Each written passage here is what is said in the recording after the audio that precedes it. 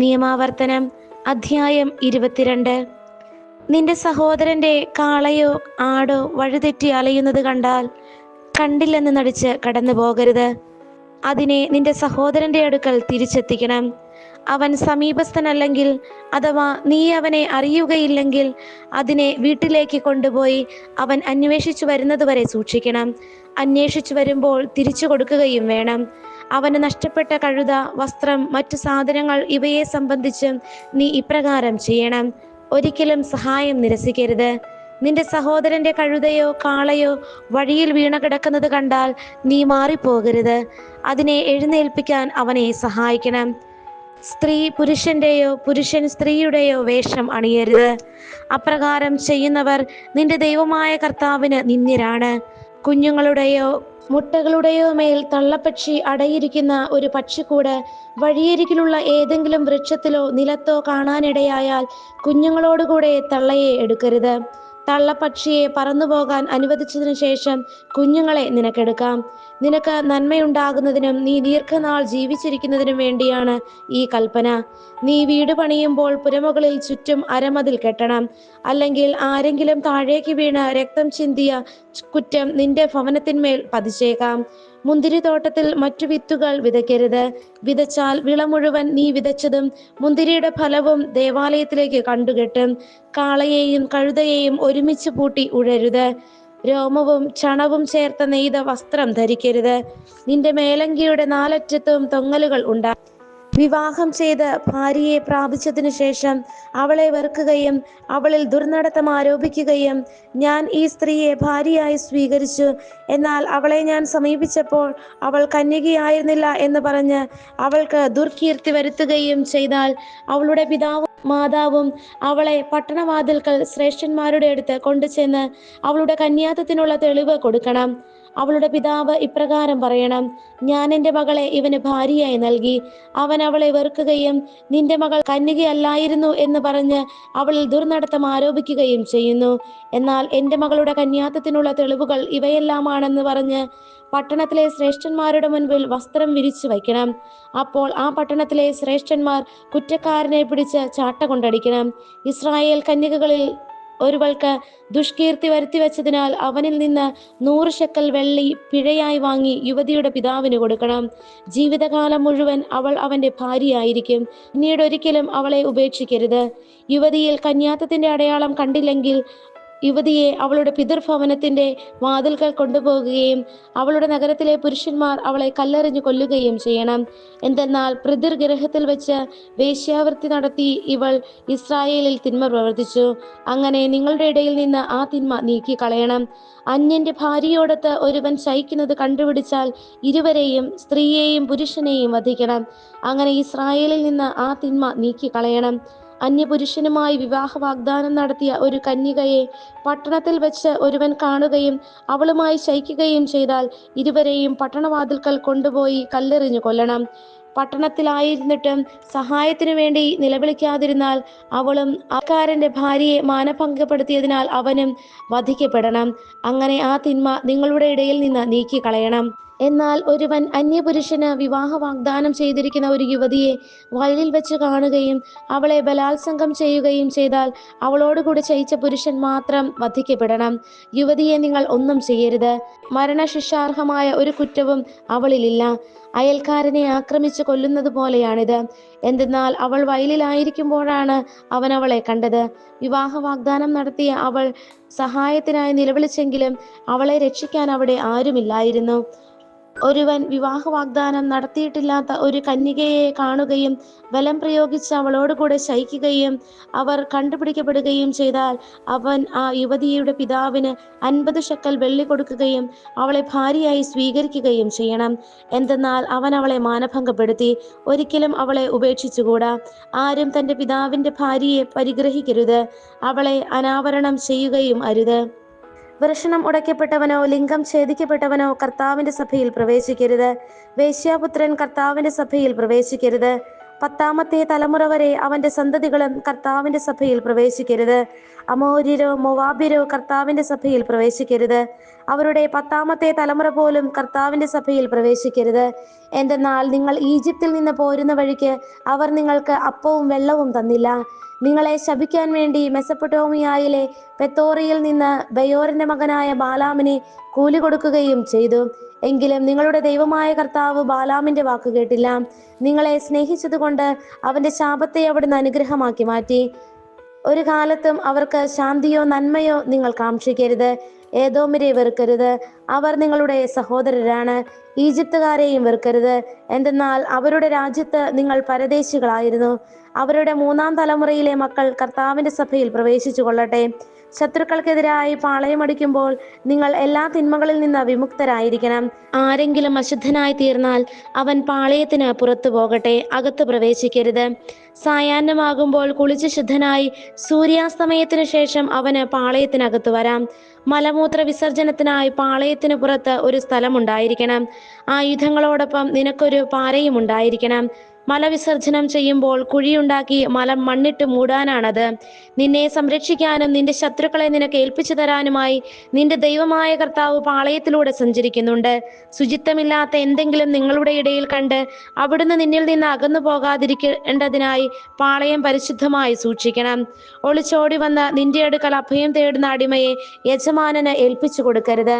നിന്റെ ഏതെങ്കിലും ഒരു പട്ടണത്തിൽ ഇഷ്ടമുള്ളിടത്ത് നിന്നോടുകൂടെ അവൻ വസിച്ചു കൊള്ളട്ടെ. അവനെ പീഡിപ്പിക്കരുത്. ഇസ്രായേൽ സ്ത്രീകളിൽ ആരും ദേവദാസികളാകരുത്. ഇസ്രായേൽ പുരുഷന്മാരും ദേവന്മാരുടെ ആലയങ്ങളിൽ വേശ്യാവൃത്തിയിൽ ഏർപ്പെടരുത്. വേശ്യയുടെ വേതനമോ നായയുടെ കൂലിയോ നിന്റെ ദൈവമായ കർത്താവിന്റെ ആലയത്തിലേക്ക് നേർച്ചയായി കൊണ്ടുവരരുത്. ഇവ രണ്ടും അവിടുത്തേക്ക് നിന്ദ്യമാണ്. നിന്റെ സഹോദരന് ഒന്നും പണമോ ഭക്ഷണ സാധനങ്ങളോ മറ്റെന്തെങ്കിലുമോ പലിശയ്ക്ക് കൊടുക്കരുത്. വിദേശീയന് പലിശയ്ക്ക് കടം കൊടുക്കാം, എന്നാൽ നിന്റെ സഹോദരനിൽ നിന്ന് പലിശ വാങ്ങരുത്. നീ കൈവശമാക്കാൻ പോകുന്ന ദേശത്ത് നിന്റെ സകല പ്രവർത്തികളിലും നിന്റെ ദൈവമായ കർത്താവ് നിന്നെ അനുഗ്രഹിക്കേണ്ടതിനാണിത്. നിന്റെ ദൈവമായ കർത്താവിന് നേരുന്ന നേർച്ചകൾ നിറവേറ്റാൻ വൈകരുത്. അവിടുന്ന് നിശ്ചയമായും അത് നിന്നോട് ആവശ്യപ്പെടും. നീ കുറ്റക്കാരനാവുകയും ചെയ്യും. എന്നാൽ നേർച്ച നേരാതിരുന്നാൽ പാപമാവുകയില്ല. വാക്കുപാലിക്കാൻ നീ ശ്രദ്ധിക്കണം. വാഗ്ദാനം ചെയ്തപ്പോൾ സ്വമേധയാ നിന്റെ ദൈവമായ കർത്താവിന് നേരുകയായിരുന്നു. അയൽക്കാരന്റെ മുന്തിരിത്തോട്ടത്തിലൂടെ കടന്നു പോകുമ്പോൾ നിനക്കിഷ്ടമുള്ളിടത്തോളം ഫലങ്ങൾ പറിച്ചു തിന്നുകൊള്ളുക, എന്നാൽ അവയിൽ ഒന്നുപോലും പാത്രത്തിലാക്കരുത്. അയൽക്കാരന്റെ ഗോതമ്പ് വയലിലൂടെ കടന്നു പോകുമ്പോൾ കൈകൊണ്ട് കതിരുകൾ പറിച്ചെടുത്തുകൊള്ളുക, അരിവാൾ കൊണ്ട് കൊയ്തെടുക്കരുത്. അധ്യായം 24. ഒരുവൻ വിവാഹിതനായതിനു ശേഷം ഭാര്യയിൽ എന്തെങ്കിലും തെറ്റുകണ്ട് അവൻ അവളോട് ഇഷ്ടമില്ലാതായാൽ ഉപേക്ഷാപത്രം കൊടുത്ത് അവളെ വീട്ടിൽ നിന്ന് പറഞ്ഞയക്കട്ടെ. അവന്റെ വീട്ടിൽ നിന്ന് പോയതിനു ശേഷം അവൾ വീണ്ടും വിവാഹിതയാകുന്നുവെന്നിരിക്കട്ടെ. 2ാമത്തെ ഭർത്താവ് അവളെ വെറുത്ത് ഉപേക്ഷാപത്രം കൊടുത്ത് വീട്ടിൽ നിന്ന് പറഞ്ഞയക്കുകയോ അവൻ മരിച്ചു പോവുകയോ ചെയ്താൽ അവളെ ആദ്യം ഉപേക്ഷിച്ച ഭർത്താവിന് അശുദ്ധിയായി തീർന്ന അവളെ വീണ്ടും പരിഗ്രഹിച്ചുകൂടാ. അത് കർത്താവിന് നിന്ദ്യമാണ്. നിന്റെ ദൈവമായ കർത്താവ് നിനക്ക് അവകാശമായി തരുന്ന ദേശം നീ മലിനമാക്കരുത്. പുതുതായി വിവാഹം ചെയ്ത പുരുഷനെ സൈനിക സേവനത്തിനോ മറ്റെന്തെങ്കിലും പൊതുപ്രവർത്തനത്തിനോ നിയോഗിക്കരുത്. അവൻ 1 വർഷം വീട്ടിൽ ഭാര്യയോടൊന്നിച്ച് സന്തോഷപൂർവ്വം വസിക്കട്ടെ. തിരികല്ലോ അതിന്റെ മേൽക്കല്ലോ പണയം വാങ്ങരുത്. ജീവൻ പണയം വാങ്ങുന്നതിന് തുല്യമാണത്. ആരെങ്കിലും തന്റെ ഇസ്രായേലി സഹോദരനെ മോഷ്ടിച്ച് അടിമയാക്കുകയോ വിൽക്കുകയോ ചെയ്താൽ അവനെ വധിക്കണം. അങ്ങനെ നിങ്ങളുടെ ഇടയിൽ നിന്ന് ആ തിന്മ നീക്കി കളയണം. കുഷ്ഠം ബാധിച്ചാൽ ലേവ്യ പുരോഹിതർ നിർദ്ദേശിക്കുന്നത് പോലെ ചെയ്യണം. ഞാൻ അവരോട് കൽപ്പിച്ചിട്ടുള്ളതെല്ലാം നിങ്ങൾ ശ്രദ്ധാപൂർവം അനുസരിക്കണം. നിങ്ങൾ ഈജിപ്തിൽ നിന്ന് പോരുന്ന വഴിക്ക് നിങ്ങളുടെ ദൈവമായ കർത്താവ് മിരിയാമിനോട് ചെയ്തത് ഓർത്തുകൊള്ളുക. കൂട്ടുകാരന് വായ്പ കൊടുക്കുമ്പോൾ പണയം വാങ്ങാൻ അവന്റെ വീട്ടിനകത്ത് കടക്കരുത്. നീ പുറത്തു നിൽക്കണം. വായ്പ വാങ്ങുന്നവൻ പണയം നിന്റെ അടുക്കൽ കൊണ്ടുവരട്ടെ. അവൻ ദരിദ്രനാണെങ്കിൽ പണയം വെച്ച വസ്ത്രം രാത്രിയിൽ നീ കൈവശം വയ്ക്കരുത്. അവൻ തന്റെ വസ്ത്രം പുതച്ചുറങ്ങേണ്ടതിന് സൂര്യൻ അസ്തമിക്കുമ്പോൾ നീ അത് തിരികെ കൊടുക്കണം. അപ്പോൾ അവൻ നിന്നെ അനുഗ്രഹിക്കും. അത് നിന്റെ ദൈവമായ കർത്താവിന്റെ മുൻപിൽ നിനക്ക് നീതിയായിരിക്കുകയും ചെയ്യും. അഗതിയും ദരിദ്രനുമായ കൂലിക്കാരനെ, അവൻ നിന്റെ സഹോദരനോ നിന്റെ നാട്ടിലെ പട്ടണത്തിലൊന്നിൽ വസിക്കുന്ന പരദേശിയോ ആകട്ടെ, നീ പീഡിപ്പിക്കരുത്. അവന്റെ കൂലി അന്നന്ന് സൂര്യൻ അസ്തമിക്കുന്നതിന് മുൻപ് കൊടുക്കണം. അവൻ ദരിദ്രനും അതിനായി കാത്തിരിക്കുന്നവനുമാണ്. അവൻ നിനക്കെതിരെ കർത്താവിനോട് നിലവിളിച്ചാൽ നീ കുറ്റക്കാരനായി തീരും. മക്കൾക്ക് വേണ്ടി പിതാക്കന്മാരെയോ പിതാക്കന്മാർക്ക് വേണ്ടി മക്കളെയോ വധിക്കരുത്. പാപത്തിനുള്ള മരണശിക്ഷ അവനവൻ തന്നെ അനുഭവിക്കണം. പരദേശിക്കും അനാഥനും നീതി നിഷേധിക്കരുത്. വിധവയുടെ വസ്ത്രം പണയം വാങ്ങുകയും അരുത്. നീ ഈജിപ്തിൽ അടിമയായിരുന്നുവെന്നും നിന്റെ ദൈവമായ കർത്താവ് നിന്നെ അവിടെ നിന്ന് മോചിപ്പിച്ചുവെന്നും ഓർക്കണം. അതുകൊണ്ടാണ് ഇങ്ങനെ ചെയ്യണമെന്ന് നിന്നോട് ഞാൻ കൽപ്പിക്കുന്നത്. നിന്റെ വയലിൽ വിളവ് കൊയ്യുമ്പോൾ ഒരു കറ്റ അവിടെ മറന്നിട്ട് പോന്നാൽ അതെടുക്കാൻ തിരികെ പോവരുത്. നിന്റെ ദൈവമായ കർത്താവ് നിന്റെ സകല പ്രവൃത്തിയിലും നിന്നെ അനുഗ്രഹിക്കേണ്ടതിന് അത് പരദേശിക്കും അനാഥനും വിധവയ്ക്കും ഉള്ളതായിരിക്കട്ടെ. ഒലിവ് മരത്തിന്റെ ഫലം തല്ലിക്കൊഴിക്കുമ്പോൾ കൊമ്പുകളിൽ ശേഷിക്കുന്നത് പറിക്കരുത്. അത് പരദേശിക്കും വിധവയ്ക്കും അനാഥനും ഉള്ളതാണ്. മുന്തിരിത്തോട്ടത്തിലെ പഴം ശേഖരിക്കുമ്പോൾ കാല പെറുക്കരുത്. അര പരദേശിക്കും അനാഥനും വിധവയ്ക്കുമുള്ളതാണ്. നീ ഈജിപ്തിൽ അടിമയായിരുന്നുവെന്ന് ഓർക്കണം. അതുകൊണ്ടാണ് ഇപ്രകാരം ചെയ്യാൻ നിന്നോട് ഞാൻ കൽപ്പിക്കുന്നത്. നിയമാവർത്തനം അധ്യായം 25. രണ്ടുപേർ തമ്മിൽ തർക്കമുണ്ടാകുമ്പോൾ അവർ ന്യായാസനത്തെ സമീപിക്കട്ടെ. ന്യായാധിപന്മാർ നിരപരാധിനെ വെറുതെ വിടുകയും കുറ്റക്കാരന് ശിക്ഷ വിധിക്കുകയും ചെയ്യണം. കുറ്റക്കാരൻ പ്രഹരത്തിന് വിധിക്കപ്പെട്ടാൽ ന്യായാധിപൻ അവനെ തൻ്റെ സാന്നിധ്യത്തിൽ നിലത്ത് കിടത്തി അടിപ്പിക്കണം. കുറ്റത്തിൻ്റെ ഗൗരവമനുസരിച്ചായിരിക്കണം അടിയുടെ എണ്ണം. ചാട്ടയടി 40 കവിയരുത്. ഇതിലേറെയായാൽ നീ നിന്റെ സഹോദരനെ പരസ്യമായി നിന്ദിക്കുകയായിരിക്കുകയും ചെയ്യുക. മെതിക്കുന്ന കാളയുടെ വായ് കെട്ടരുത്. സഹോദരന്മാർ ഒരുമിച്ച് താമസിക്കുമ്പോൾ അവരിൽ ഒരാൾ പുത്രനില്ലാതെ മരിച്ചുപോയാൽ അവൻ്റെ ഭാര്യ അന്യനെ വിവാഹം ചെയ്തുകൂടാ. ഭർത്താവിൻ്റെ സഹോദരൻ അവളെ പ്രാപിക്കുകയും ഭാര്യയായി സ്വീകരിച്ച് ഭർത്തൃ സഹോദര ധർമ്മം നിർവഹിക്കുകയും ചെയ്യണം. പരേതനായ സഹോദരൻ്റെ നാമം ഇസ്രായേലിൽ നിന്ന് മാഞ്ഞു പോകാതിരിക്കാൻ അവളുടെ ആദ്യജാതന് അവൻ്റെ പേരിടണം. സഹോദരൻ്റെ വിധവയെ സ്വീകരിക്കുവാൻ ഒരുവൻ വിസമ്മതിക്കുന്നുവെങ്കിൽ അവൾ പട്ടണവാതിൽക്കൽ ചെന്ന് ശ്രേഷ്ഠന്മാരോട് ഇങ്ങനെ പറയട്ടെ: എൻ്റെ ഭർത്തൃ സഹോദരൻ തൻ്റെ സഹോദരൻ്റെ നാമം ഇസ്രായേലിൽ നിലനിർത്താൻ വിസമ്മതിക്കുന്നു. അവൻ ഭർത്തൃ സഹോദര ധർമ്മം നിറവേറ്റുന്നില്ല. അപ്പോൾ അവൻ പട്ടണത്തിലെ ശ്രേഷ്ഠന്മാർ അവനെ വിളിപ്പിച്ച് അവനോട് സംസാരിക്കണം. എന്നാൽ അവൻ തൻ്റെ തീരുമാനത്തിൽ ഉറച്ചു നിന്നുകൊണ്ട് ഇവളെ സ്വീകരിക്കുവാൻ എനിക്കിഷ്ടമില്ല എന്ന് പറഞ്ഞാൽ അവൻ്റെ സഹോദരൻ്റെ വിധവ ശ്രേഷ്ഠന്മാരുടെ സന്നദ്ധിയിൽ വെച്ച് തന്നെ അവൻ്റെ അടുക്കൽ ചെന്ന് അവൻ്റെ പാദത്തിൽ നിന്ന് ചെരുപ്പഴിച്ചു മാറ്റുകയും അവൻ്റെ മുഖത്ത് തുപ്പുകയും ചെയ്തതിന് ശേഷം സഹോദരൻ്റെ ഭവനം പണിയാത്തവനോട് ഇപ്രകാരം ചെയ്യുമെന്ന് പറയണം: ചെരുപ്പഴിക്കപ്പെട്ടവൻ്റെ ഭവനമെന്ന് അവൻ്റെ ഭവനം ഇസ്രായേലിൽ വിളിക്കപ്പെടും.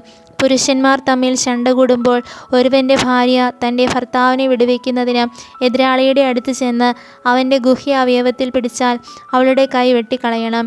കാരുണ്യം കാണിക്കരുത്. നിന്റെ സഞ്ചിയിൽ തൂക്കം കൂടിയതും കുറഞ്ഞതുമായ 2 തരം കട്ടികൾ ഉണ്ടായിരിക്കരുത്. നിന്റെ വീട്ടിൽ ചെറുതും വലുതുമായ 2 തരം അളവുപാത്രങ്ങൾ ഉണ്ടായിരിക്കരുത്. നിന്റെ ദൈവമായ കർത്താവ് നിനക്ക് തരുന്ന ദേശത്ത് ദീർഘായുസ്സോടെ ഇരിക്കേണ്ടതിന് നിന്റെ കട്ടികളും അളവുപാത്രങ്ങളും നിർവ്യാജവും നീതിയുക്തവുമായിരിക്കണം.